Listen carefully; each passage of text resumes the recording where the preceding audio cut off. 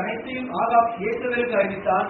அப்பொழுது இயேசுவேல் எலியாவிடத்தில் ஆள் அனுப்பி, அவர்களில் ஒவ்வொருவருடைய பிராணனுக்கு செய்யப்பட்டது போல நான் நாளை இந்நேரத்தில் உன் பிராணனுக்கு செய்யாதே போனால் தேவர்கள் அதற்கு சரியாகவும் அதற்கு அதிகமாகவும் எனக்கு செய்ய கடவுள் என்று சொல்ல சொன்னாள். அவனுக்கு அது தெரிந்த போது எழுந்து தன் பிராணனை காக்க யூதாவை சேர்ந்த பெயர்சபாவுக்கு புறப்பட்டு போய் தன் வேலைக்காரனை அங்கே நிறுத்திவிட்டான். யாரை பத்தி பாக்குறோம்? யாரை பத்தி பாக்குறோம்? எலியா எப்படிப்பட்டவன்? எலியா ஒரு தீர்க்க தரிசனத்தினால 3 வருஷம் 6 மாசம் என்ன செய்யற நல்லது. அடுத்து பாத்தீங்கன்னா அக்கினியே ஆண்டவருடைய சமூகத்துல நினைச்சாரு இறங்கிட்டார்.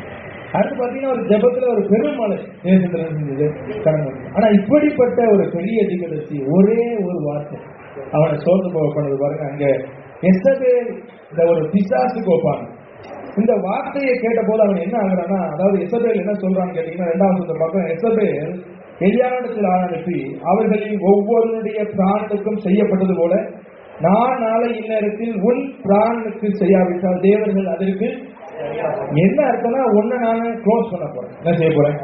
நான் உன்னை கொல்ல போறேன். அவ்வளவுதான் உன் கதை முடிஞ்சு போச்சுன்னு யாரு மெசேஜ் அனுப்புறேன்? எசபேல் ஒரு செய்தி அனுப்புற. அவ்வளவுதான் உன் கதை முடிஞ்சு போச்சு. அவ்வளவுதான் உன் கதை முடிஞ்சு போச்சு. இந்த வார்த்தையை கேட்ட போது எலியாவுக்கு ஒரு பயங்கரமான சோல். என்ன ஆனா நமக்கு நல்லா தெரியும். 4வது வசனத்தை நான் பார்க்கிறோம். வாசிங்க 4வது வசனம். ஒரு நாள் பிரயாணம் போய் ஒரு சூரியச்செடியின் கீழ் உட்கார்ந்து நான் சாக வேண்டும் என்று கோரி போதும் கர்த்தாவே ஆத்மாவை எடுத்துக்கொள்ளும். பாருங்க, இப்போ அவன் என்ன நினைக்கிறான்னா, எசபேல் என்னை கொல்லுறதை விட ஆண்டவர் என்ன நினைச்சுக்கிட்டான். அவன் எவ்வளவு சோறு வந்துச்சுன்னா போதும் ஆண்டவரே நான் வாழ்ந்ததுலாம் போதும். அவனுடைய சோறு பாருங்க எவ்வளவா வந்துச்சு. இந்த சோறு நிமித்தம் அவன் அங்க படுத்து அவன் நித்திரை செய்கிறத பார்க்கிறோம். இதுக்கப்புறமா நமக்கு தெரியும். அடுத்த வசனத்தை நான் பார்க்கிறோம். அதுல அவன் சொல்றான், ஒரு தூதன் வந்து அவனை தட்டி எழுப்புறான். அவன் எலும்பு பார்க்கும்போது அப்பமும் பன்னீரும் மணி செய்து இருக்குது. இதை வாங்கி குடிச்சு அவன் எழுந்துகிறார் பார்க்கிறார். மறுபடியும் பாத்தீங்கன்னா 2வது முறை 7வது வசனத்துல வாசிங்க. திரும்ப 2ஆம் தரம் வந்து அவனை தட்டி எழுப்பி எழுந்திருந்து போகிறான். இங்க தூதனுடைய உணவு யாருக்கு அனுப்பப்படுகிறது? தெரியாது. அதாவது சொல்ல போனா பரலோகத்திலிருந்து ஒரு உணவு யாருக்கு வருகிறது? தெரியாது. இப்ப இந்த உணவினுடைய பலம் என்னன்னு கேட்டீங்கன்னா அங்க வசனம் சொல்லுகிறதற்கு வார்த்தை 7வது வசனத்துல நீங்க முடிஞ்ச இடத்துல வாசிக்கலாம். எழுந்திருந்து போஜனம் பண்ணு, நீ பண்ண வேண்டிய பிரயாணம் வெகு தூரம் என்றான். அப்பொழுது அவன் எழுந்திருந்து புசித்து குடித்து அந்த போஜனத்தின் பலத்தினால் 40 நாள் இரவு பகல் ஒரே பெண்ணும் தேவனுடைய பர்வதம் மட்டும் நடந்து போனார். பாருங்க, இந்த எலியா என்கிற தீர்க்கதரிசி ஒரே ஒரு வார்த்தை அவனை எப்படி சோர்ந்து போக பண்ணிடுச்சுன்னா, போதும் ஆண்டவரே எடுத்துக்கணும், வாழ விருப்பமற்றவனாக என் ஓட்டம் போதும். அவனை நோக்கி வந்த வார்த்தை என்னன்னு கேட்டீங்கன்னா, அவ்வளவுதான் உன் கதை நான் முடிக்க போறேன் அப்படிங்கிற அந்த ஒரு வார்த்தை. உன்னோட விஷயம் எல்லாம் க்ளோஸ் அப்படின்னு சொல்ற ஒரு வார்த்தையை கேட்ட போது இங்க எலியா மிகவும் சோர்ந்து கொள்கிறான். அப்போ பரலோகத்துல இருந்து அவனுக்கு ஒரு வார்த்தை வருகிறது, நீ போக வேண்டிய தூரம் வெகு தூரம். ஹல்லேலூயா. பக்கத்துல இருக்கவங்களை பார்த்து சொல்லுங்க, எலியாவே நீ போக வேண்டிய தூரம் வெகு தூரம், சோர்ந்து போகாத. ஆண்டவருடைய வார்த்தை எலியா பார்த்து சொல்லுகிறது, நீ போக வேண்டிய தூரம். நீங்க ஒருவேளை ஏதாவது ஒரு விஷயத்தை குறிச்சு அவ்வளவுதான் முடிஞ்சு போச்சுன்னு நினைச்சிட்டு வந்திருக்கலாம். பிசாசு ஒருவேளை உங்கள்ட்ட சொல்லிட்டே இருக்கலாம், அவ்வளவுதான் நீ நினைக்கிற காரியத்துல இனி ஒரு மூவ் என்ன செய்யாது, அவ்வளவுதான் உன் கதை உடனே நான் கோர்ஸ் பண்ண போறேன்னு என்ன செய்யலாம். பிசாசு சொல்லலாம், ஆண்டவர் சோர்ந்து போகாத, நீ போக வேண்டிய தூரம் வெகு தூரம். ஹல்லேலூயா. அவன் இந்த பலத்தினால வசனம் சொல்லுகிறது, எலியா 40 நாள் நடந்தான். எத்தனை நாள் நடந்தான்?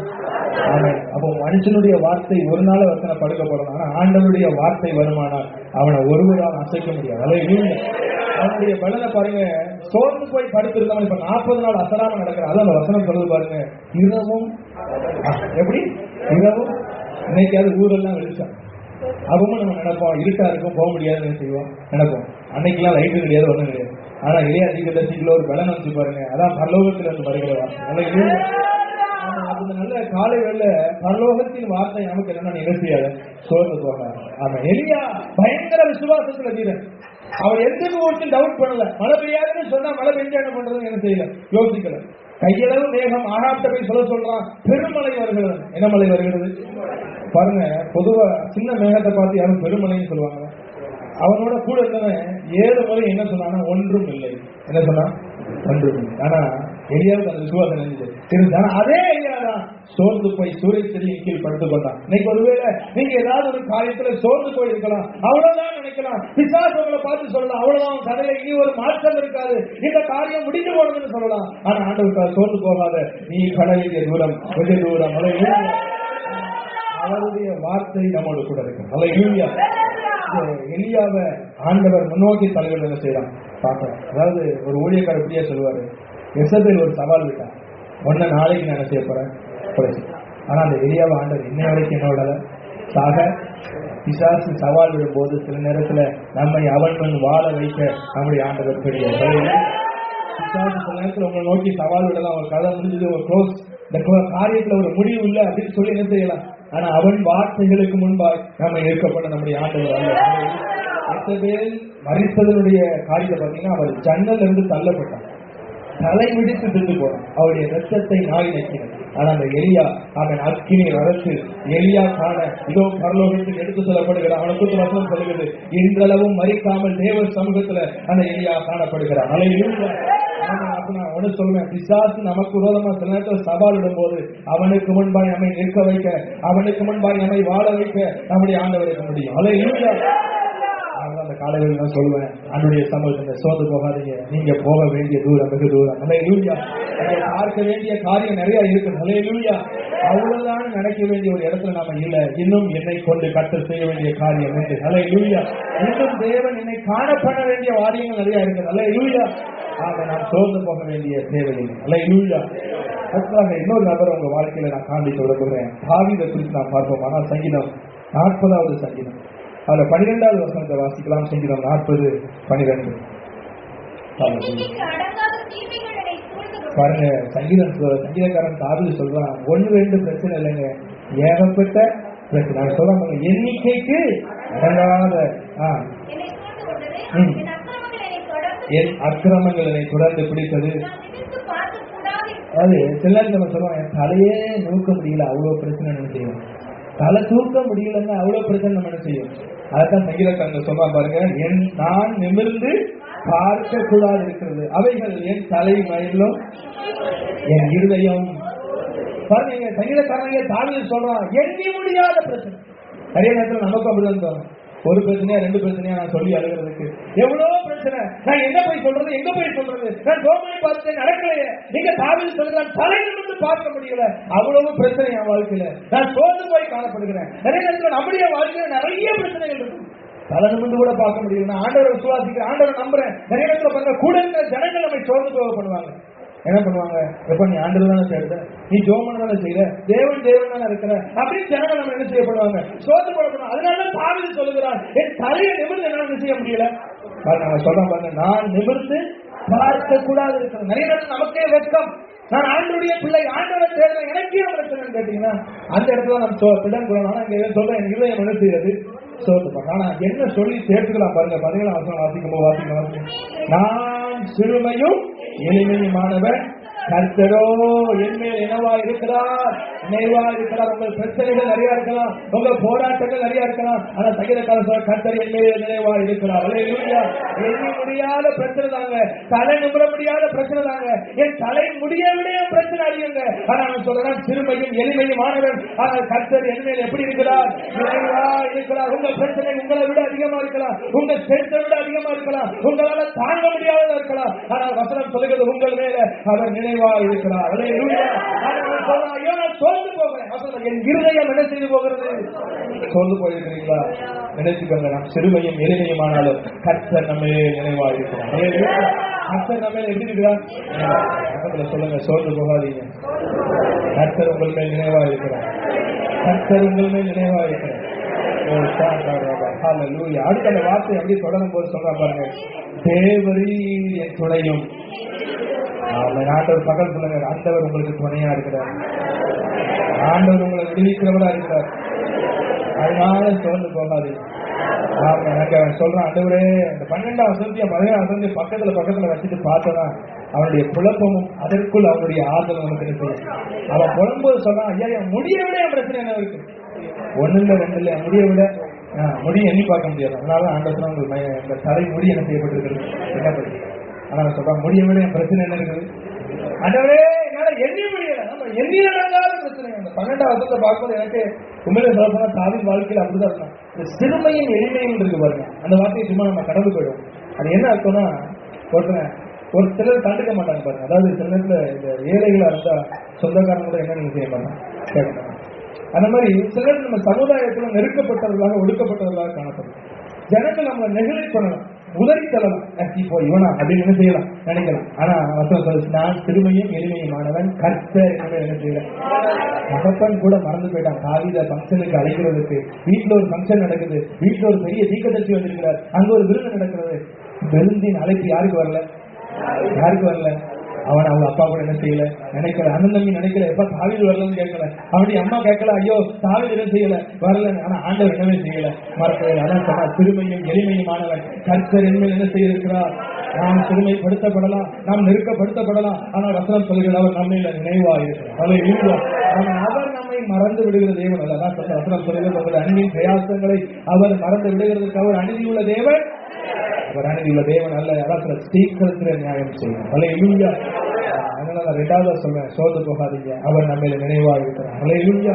தாமதமாகலாம், சோர்ந்து போகாதீங்க, அவர் நமக்கு துணையா இருக்கிறார். அல்லேலூயா, அல்லேலூயா. ஏன்னா அவர் நமக்கு துணை.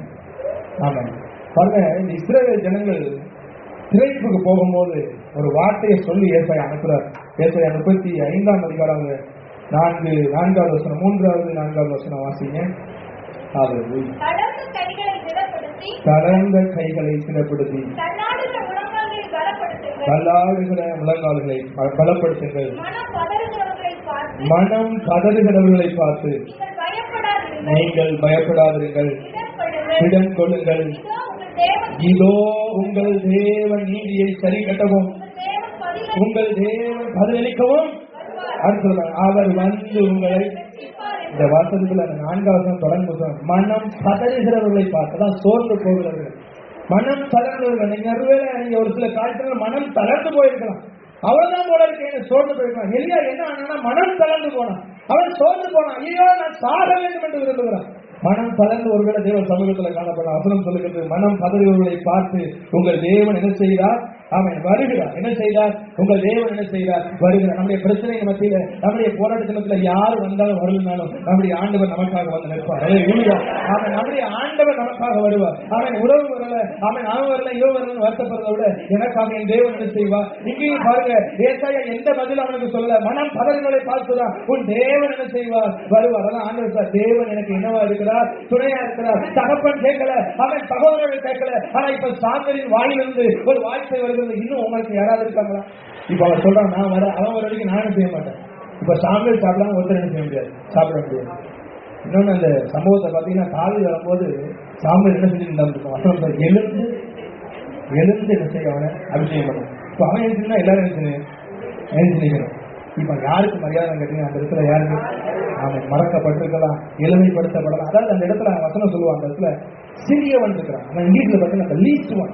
ஒரு சில்லறை போய் ஒருத்தன் நடக்கிற நம்ம ஊர்ல பேசுற மாதிரி வீட்டுக்கு ஆகாதவன் தான் தாவி உண்மையிலே சிறப்பான். ஆனா அவன் நாட்டுக்கு ராஜாவாய் மாற்றி பார்த்த தேவனுடைய ஏன்னா அவனை உதவி தள்ளப்பட்ட போது அவன் தேவன் என்ன செஞ்சுக்கிட்டான். அவன் அழுததெல்லாம் தேவ சமம். அவனுக்கு அழுது கேட்கறதுக்கு கூட பிறந்த சகோதரர்கள் கூட கேட்கல, தகப்பனும் கேட்கல, தாயும் கேட்கல, உதவி தள்ளப்பட்டவன். ஆனா அதனால சிறுமையும் எளிமையுமானவன் கர்த்தர் என்ன செய்திருக்கிறார்.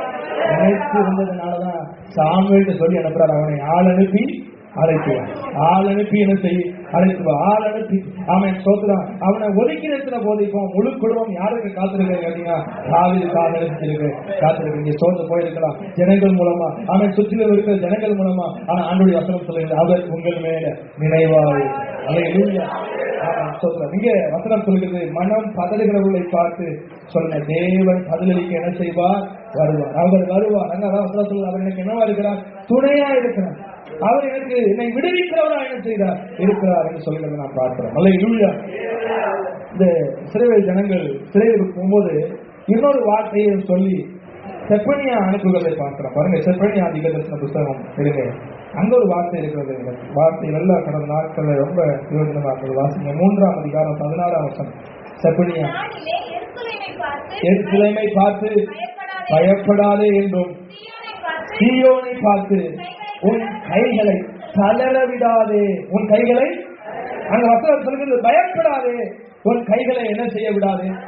இந்த கைகளை தளர விடுறதுன்னா என்னன்னா, அதாவது இப்போ ஸ்டெடியா பிடிச்சிருந்தது இருக்குது, தளர விடுறதுன்னா எல்லாம் சோர்ந்து போகிற ஒரு அனுபவம், அவ்வளவுதான் முடியல அப்படின்னு சொல்லுவாங்க, தளர்ந்து போகுது.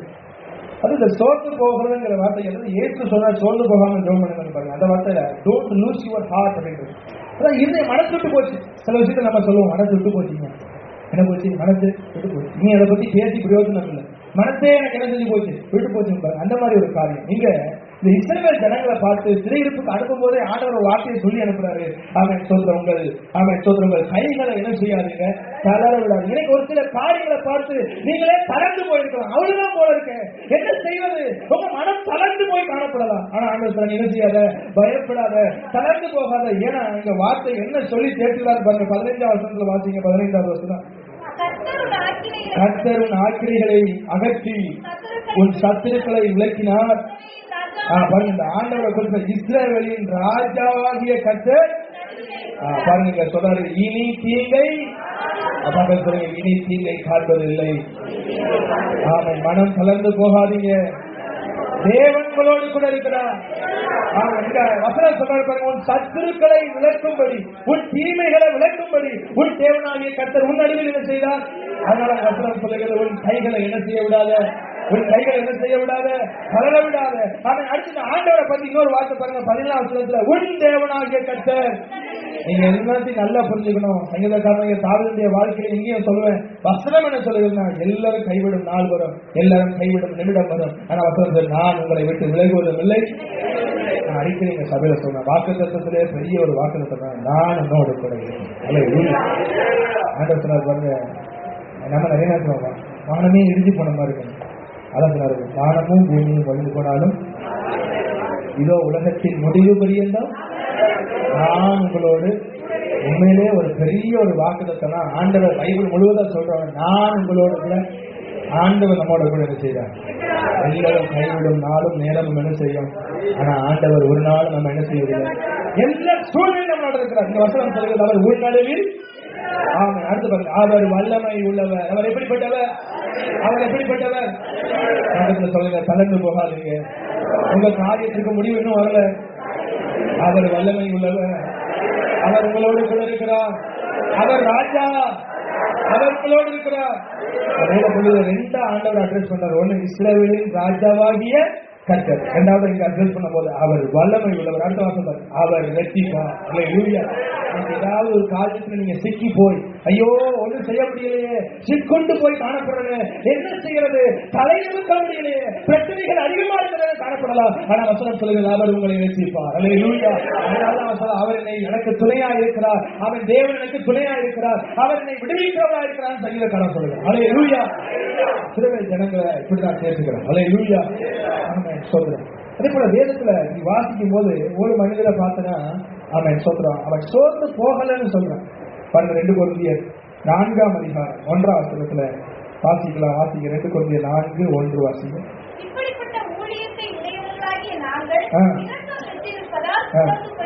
பாருங்க, சோர்வு பொதுவா வரும், பிரச்சனை போடணும் என்ன வந்துடும். ஆனா பவுல் சொல்லுகிறான், இப்படிப்பட்ட ஊழியத்தை பெற்றிருந்து நாங்க என்ன செய்வதில்லை, என்ன செய்து போவதில்லை. பவுல்ல குறிச்சி வசனம் சொல்லி 39 அடி 5 முறை வாங்கினார். எத்தனை அடி? 30. யூத கலாச்சாரத்துல ஒரு சட்டம் இருக்கு, ஒருத்தருக்கு 40 அடி அடிச்சா அவனுக்கு விடுதலை. எத்தனை அடி அடிச்சா விடுதலை? 40க்கு மேல அடிக்கூடாது. அதனால என்ன செய்வாங்கன்னா 39 அடி அடிப்பாங்க. அப்ப அவனுக்கு என்ன இல்லை, விடுதலை. 39 அடி அடிச்சு ஜெயில போட்டுருது. மறுநாள் கூட்டுறது 39 அடி அடிப்பாங்க. இப்ப 40 அடி அடிச்சா என்ன செய்யணும்? அதனால எத்தனை அடி? 39 அடி. அதனாலதான் சில சொல்றாரு, இயேசு 39 அடிகள் பட்டாரு. அது நமக்கு தெரியாது. ஏன்னா இயேசுவின் காலத்தில் ரோமர் அங்க செஞ்சாங்க, ஆளுகை செய்தார்கள். ஒருவேளை அந்த சட்டம் என்ன செஞ்சிருக்கலாம், இருந்திருக்கும். ஆனா தெளிவான ஒரு விளக்கம் நமக்கு என்ன செய்யுது பைபிள். இயேசு 39 அடி தான் பட்டாரு, என்ன செய்யல. ஆனா பவுல் சொல்றாங்க, எத்தனை அடி பட்டேன்? அது உண்மையில அதுக்கு ஒரு பேக்ரவுண்ட் தான். ஆனா அவர் சொல்றாரு, இப்படிப்பட்ட ஊழியத்தை பெற்று நாங்க என்ன செய்யறதில்ல. பவுல் ஐயா நீங்க இப்படிப்பட்ட ஊழியத்தை பெற்று சோர்ந்து போகலையா, என்ன விஷயம் கேட்டீங்கன்னா 3 காரியத்தை வேத பகுதியில் என்னால பார்க்க முடிஞ்சது. முதல்ல சொன்னா 3:18 பவுல் ஏன் சோர்ந்து போகலன்னா 3:18 வாசிங்க.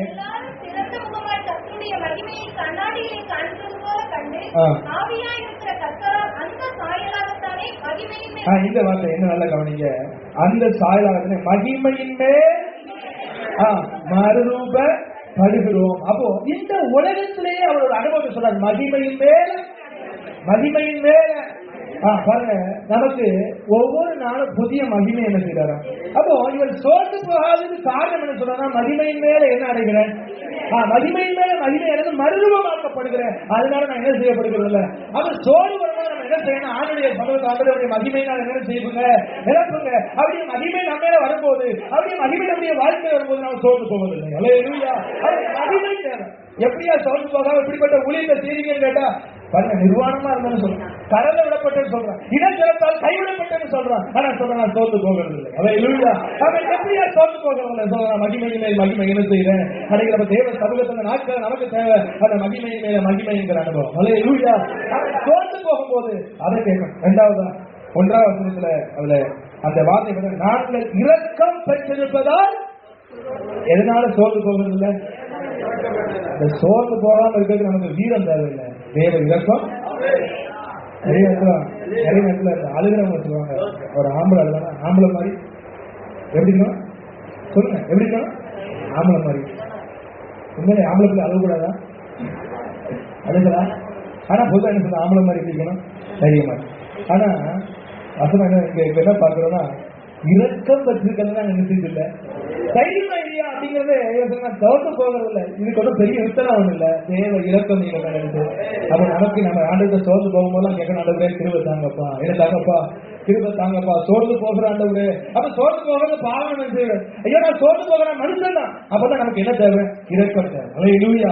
ஆமென். 3வது எங்க பவுல் தன்னுடைய வாழ்க்கையில என்ன பெற்றிருக்கிறதா சொல்கிறார். 7வது சொல்ல பாருங்க, இந்த மகத்துவம் உள்ள வல்லமை எங்களால் உண்டாயிராமல் தேவனால் உண்டாயிருந்து விளங்கும்படி இந்த பொக்கிஷத்தை அவங்க தேவ வல்லமையை நாங்கள் பெற்றிருக்கிறோம். என்ன பெற்றிருக்கிறோம், தேவ வல்லமையை. 3 காரியம் சொல்றாங்க. ஏன் சோர்ந்து போனா, 1 தேவ மகிமை என்ன செஞ்சிருக்கிறேன் பெற்றிருக்கிறேன். 2வது சொல்றாங்க தேவ இரக்கத்தை என்ன செஞ்சிருக்கிறேன் பெற்றிருக்கிறேன். 3வது சொல்றாங்க தேவ வல்லமை என்ன செஞ்சிருக்கிறேன் பெற்றிருக்கிறேன். நம்ம சோர்ந்து போகும்போது நமக்கு தேவையான 3 காரியம்னா, 1 தேவ மகிமை. அல்லேலூயா. 2வது சொல்றாங்க தேவ இரக்கம். 3வது தேவனுடைய வல்லமை. அல்லேலூயா.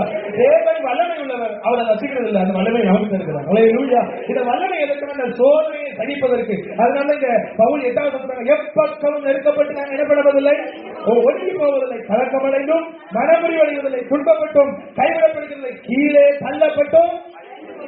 இந்த பாண்டம் என்ன பாண்டம் கேட்டா, இம்மண் பாண்டம் சொல்றாரு. ஆனா சொல்றாரு கீழே தள்ளப்பட்டும் என்ன செய்யறதில்லை, அவன் தள்ளப்படலாம், நெருக்கப்படலாம், என்ன சூழ்நிலை வரலாம், ஆவியின் வல்லமை நமக்குள்ள இருக்குமானா நாம் நெருக்கப்படுவதில்லை. அல்லேலூயா.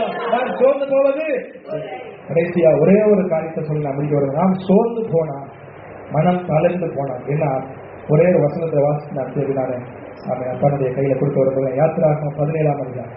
நம்ம சோர்ந்து போனா என்ன, நான் தளர்ந்து போனா என்ன, அந்த வார்த்தையை மாத்திரம் நம்ம வாசித்து அவன் கடந்து போவோம். அல்லேலூயா. யாத்திராகமம் 17ஆம் அதிகாரம். அதுல ஆமென் சோதர 11வது வசனம் வாசிங்க. மோசே தன் கைகளை ஏறெடுத்திருக்கையில் இஸ்ரவேலர் மேற்கொண்டார்கள். அவன் தன் கைகளை தாழ விடுகையில் நான் ஒண்ணு சொல்வேன், நம்ம கைகள் தளர்ந்து போகுமானா, நாம் சோர்ந்து போகுமானா, சாத்தான் நம்மை மேற்கொள்வான் நாம் நினைச்சிருக்காரு. வசனம் சொல்லுது, மோசே தன் கைகளை தாழ விடு. எப்போ சோர்ந்து போகிறீங்களோ, எப்போ ஐயோ அவ்வளவுதான் நீங்க நினைக்கிறீங்களோ, பிசாசு என்ன செய்ய தொடங்குவான், மேற்கொள்ளும். நம்முடைய இருதயத்துக்குள்ள பிசாசின் கிரியைகள், பிசாசு நம்மளை சோர பண்ணும். எலியா எப்போ எத்தனைக்கு பயந்தானோ அப்ப பிசாசு என்ன இஷ்டத்தை கொடுத்துட்டான், செத்துப்போ, என்ன இஷ்டம் செத்துப்போ, அவ்வளவுதாங்க ரோஸ் அப்படிங்கிற பயத்தை நினைச்சுட்டான். அதான் வசனங்க பாத்தீங்கன்னா, ஒரு இந்த வாசனங்கள வாசி இந்த ஒரு வார்த்தை ரொம்ப பிரயோஜனம். தளர்ந்து போவோமானால் சத்துரு என்ன செய்வான், பக்கத்து சொல்லுங்க, நீங்க சோர்ந்து போனா பிசாசு மேற்கொள்ளும். அதனாலதான் வசனம் சொல்லுகிறது, சொல்லுங்க, அதனாலதான் வசனம் சொல்லுகிறது சோர்ந்து போகாதுங்க. அதனால யோசுவாவை அழைக்கும் போதே ஆண்டவர் சொன்னார், பலம் கொண்டு மோசத்தை சொல்றாரு, யோசுவாட்ட சொல்றாரு, கடந்து போ, மோசை மறித்த போது அவன் அங்க அதே இடத்துல நின்றுட்டு இருக்கிறாங்க, அதே இடத்துல துக்கம் கொண்டாடி இருக்காங்க. நடத்துல கிராஸ் கடந்து போகும், என்ன கடந்து போகும். அடுத்த வார்த்தை, நான் உன்னோட கூட பலம் கொண்டு நான் சொல்வேன். ஏதாவது ஒரு சீக்கிரம் நீங்க சோர்ந்து போயிருக்கலாம். ஆண்டவர் சார் சோர்ந்து போகாத, பலம் கொண்டு கிடக்கிறார். ஏன்னா அவர் நம்மோட கூட இருக்கிறவர், நமக்காக நியாயம் செய்வார். நம்ம சோர்ந்து போவோம்னா மட்டும் அவனை தெரிஞ்சுக்கணும், பிசாசு சத்துரு மேற்கொள்ளும். அல்லேலூயா. இந்த வசனங்களால் ஆண்டவர் நம்மை ஆறுதல் படுத்துவாராக.